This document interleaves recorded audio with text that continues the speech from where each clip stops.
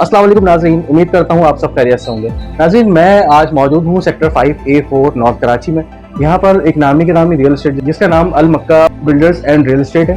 यहीं पर आज बात करने के लिए हमारे साथ मौजूद हैं जनाब सिकंदर शेख साहब, जो कि CEO हैं अल मक्का बिल्डर्स एंड रियल एस्टेट, और इसी के साथ साथ आप माशाल्लाह फलाई कामों में भी पेश रहते हैं। तो बात करेंगे कुछ उनके हवाले से और कुछ उनके कामों के हवाले से। अस्सलाम वालेकुम सिकंदर साहब, कैसे हैं आप? वालेकुम अस्सलाम, अल्लाह का शुक्र है। और सर, काम वगैरह कैसा चल रहा है? करम मेरे अल्लाह का बहुत शुक्र है। कितने अरसे से आप इस फील्ड से वाबस्ता हैं? मैं सन 2000 से इस फील्ड में हूँ। यहाँ की मार्केट की मैं अगर बात करूँ तो दीगर इलाकों की निस्बत कैसी है? यहाँ की मार्केट दीगर इलाकों से बहुत अच्छी है, क्योंकि यहाँ प्रॉपर्टी जो है ना अभी भी है लोगों की रेंज में। यहाँ पर एक नॉर्मल मकान, फ्लैट और प्लॉट्स वगैरह की कीमतें क्या चल रही हैं? यहाँ पे एक नॉर्मल प्लॉट फ्लैट की कीमत जो है ना 70 लाख रुपए, और फ्लैट कोई परचेज करता है यहाँ पे तो उसकी कीमत 40, 50, 60 इस तरीके से। और मकान अगर कोई परचेज करता है तो 85, 90 एक से ऊपर है। आप यहाँ के अलावा और किन किन इलाकों में डील करते हैं? मैं सुल्तानी टाउन पे डील करता हूँ, 11A, 11B, नॉर्थ कराची के जितने भी सेक्टर है सब डील करता हूँ। ऑनलाइन प्रॉपर्टी पोर्टल से आने से आपके काम में कितनी तेजी आई? ऑनलाइन से भाई हमें तो नुकसान हुआ है, क्योंकि अब ऑनलाइन हो गया तो लोग क्या करते हैं, अपने घर से बैठ की प्रॉपर्टी बेचना शुरू कर दिया उन्होंने। सरकार को टैक्स हम देते हैं, सारे मामला कम करते हैं, और वो घर बैठे सारे काम करता है। ना उन्होंने कुछ देना है ना किसी लेना, सीधे सीधे कमीशन ले रहे हैं। आपके ख्याल में क्या मटेरियल की कॉस्ट बढ़ने से पुराने घरों की कीमतें बढ़नी चाहिए या फिर वही रहनी चाहिए? नहीं, लाजमी से बढ़ेगी। जब एक पुराना घर है उसकी कीमत, मटेरियल बढ़ गया तो उसकी कीमत भी तो बढ़ गई है ना। अब जो भी बंदा रह रहा है उस मकान को बेचता है, अगर आगे वो लेता है मकान तो उसकी कीमत भी बड़ी भी मिल रही है उसको, तो लाजमी सी बात है पुराने मकान की कीमत बढ़ेगी। रियल एस्टेट की फील्ड के अंदर एक ब्रोकर का किरदार कितना अहम होता है? रियल एस्टेट की फील्ड में सबसे ज़्यादा किरदारी ब्रोकर का है। ब्रोकर को सबसे पहले तो ईमानदार होना चाहिए। किसी को वो कोई भी प्रॉपर्टी दिला रहा है वो, तो उसको इस चीज़ का ख्याल रखना चाहिए कि मैं किसी के पैसे लगा रहा हूँ कहीं पे, तो उसको किसी किस्म से नुकसान नहीं होना चाहिए।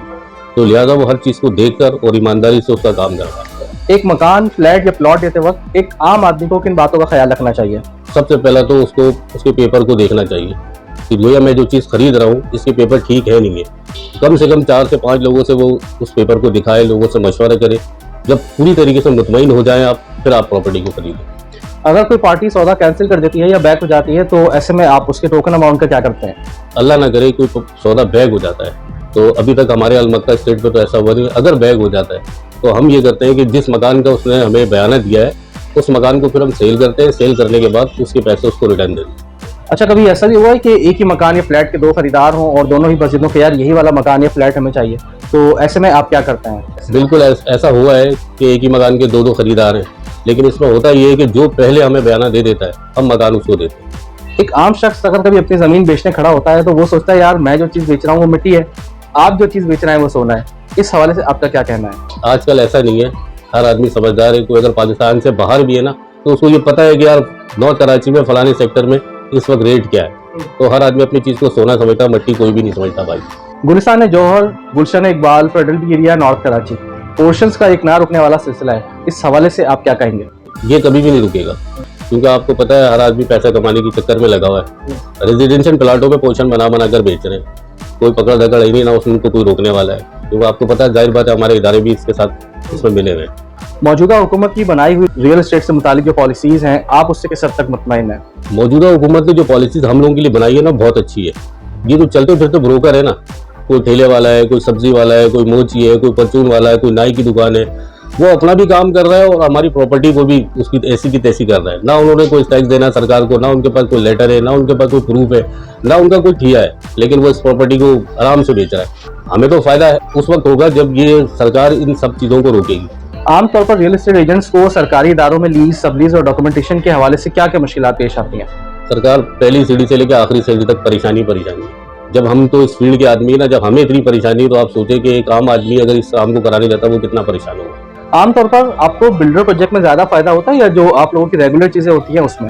हमें बिल्डर प्रोजेक्ट में कोई फायदा नहीं है। हमारे पास जो हमारी चीज़ें, जो इलाके की चीज़ें ये बेचते हैं, उसमें हमें फायदा। अच्छा, आप जो कंस्ट्रक्शन का काम करते हैं उसमें आप मटेरियल किस लेवल का इस्तेमाल करते हैं? भाई अभी तक तो हमारी कोशिश है मटेरियल जो है ना हम ए क्वालिटी चलाएं, ताकि किसी की ज़िंदगी का सवाल होता है तो रहेगा उस मकान पर। अल्लाह न करे उस मकान में कोई भी मामला हो जाते हैं तो उसका जिम्मेदार मैं होता हूँ। दुनिया में नहीं, अल्लाह के यहाँ तो मुंह दिखाना है ना भाई जाके। बाज़ एस्टेट एजेंट दूसरे एजेंट से मुकाबला करने के चक्कर में क्लाइंट्स के सामने अपना कमीशन मार्जिन या तो बहुत कम कर देते हैं या बिल्कुल गिरा देते हैं, तो इस हवाले से आप क्या कहेंगे? जो एजेंट अपने कमीशन को गिरा देता है या वो कम कर देता है 2% की जगह 1% भी नहीं, आधा %, तो आप ये समझ लेना वो ब्रोकर बेईमान है। 45 लाख की चीज़ आपको 50 लाख में दे रहा है, इसलिए वो अपने कमीशन को वो आधा कर रहा है। आप नहीं भी देंगे उसको तो उसको कोई फर्क नहीं पड़ेगा, क्योंकि वो पीछे बेईमानी कर चुका है। फ्लैट और अपार्टमेंट में क्या फ़र्क है? फ्लैट आपको पता है कि 4 दीवारी के अंदर जो है वो फ्लैट है, और अपार्टमेंट वो है जिसके नीचे कमर्शियल एक्टिविटीज़ हैं। जैसे ये आपके फ्लैट है 1000 स्क्वायर फुट में, अपार्टमेंट अगर कोई परचेज करते हैं आप तो 2000, 3000, 4000 स्क्वायर फुट में होता है, तो उसको अपार्टमेंट कहते हैं। कोई भी प्रॉपर्टी लेन देन करते वक्त एक आम शख्स का फाइलर होना कितना ज़रूरी है? कोई भी प्रॉपर्टी खरीदते वक्त इस वक्त तो आम आदमी का फाइलर होना बहुत ज़रूरी है।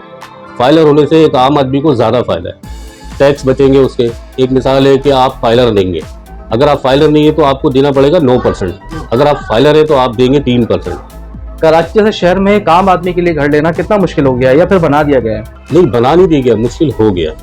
आप ये समझ लें गरीब आदमी की पहुंच से तो दूर हो गया मकान लेना। गरीब आदमी अब तो सोच सकता है कि मैं मकान खरीदूंगा, क्योंकि कम से कम भी मकान वो खरीदने खड़ा होता है ना तो उसको 50 लाख रुपए की चाहिए। एक कच्चे इलाके में या एक लो इलाके में भी मकान खरीदता है तो 50 लाख रुपए उसकी जेब में होना चाहिए, जब जाके वो मकान खरीदेगा। आने वाले वक्तों में प्रॉपर्टी के काम का क्या मुस्तकबिल नजर आ रहा है? आगे वाले वक्तों में तो मेरे भाई मुझे प्रॉपर्टी का मुस्तकबिल कुछ नजर नहीं आता।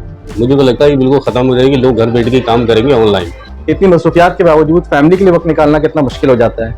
फ्राइडे का दिन पूरा मैं अपनी फैमिली को देता हूँ। मैं अपना मोबाइल भी बंद करके रखता हूँ एक दिन के लिए। बाकी के दिन जो होते हैं सारे मेरे काम में गुजर जाते हैं, क्योंकि मैं यहाँ से जाता हूँ 11, साढ़े 11, साढ़े 10 रात को, तो टाइम मिलता ही नहीं है। अच्छा, मैं चाहूँगा कि आखिर में आप हमारे नाज़रीन के लिए कोई अच्छा सा पैगाम दें। कि आप कोई सी भी प्रॉपर्टी खरीदें, कहीं पे भी खरीदें, किसी से भी खरीदें, बहुत अच्छी तरह देख कर 4 लोगों से मशवरा करके फिर उसको खरीदें, क्योंकि आपका जो पैसा है ना बहुत हलाल का पैसा है। मैं जनाब सिकंदर साहब का इंतहाई शुक्रगुजार हूँ कि उन्होंने अपना कीमती वक्त हमें दिया। अगर आपको ये वीडियो पसंद आई हो तो इसको ज़रूर लाइक करें, शेयर करें और हमारे चैनल को ज़रूर सब्सक्राइब करें। साथ ही आप हमें फेसबुक पे फॉलो करना ना भूलें। कमेंट सेक्शन में अपनी राय से ज़रूर आगाह करें। अल मक्का बिल्डर्स के नाम से आपको एक फेसबुक पेज भी मिल जाएगा, जहाँ पे जाके आप इनकी तमाम इन्वेंट्रीज और प्रॉपर्टीज़ वगैरह देख सकते हैं। इजाज़त चाहेंगे, अल्लाह हाफ़िज़।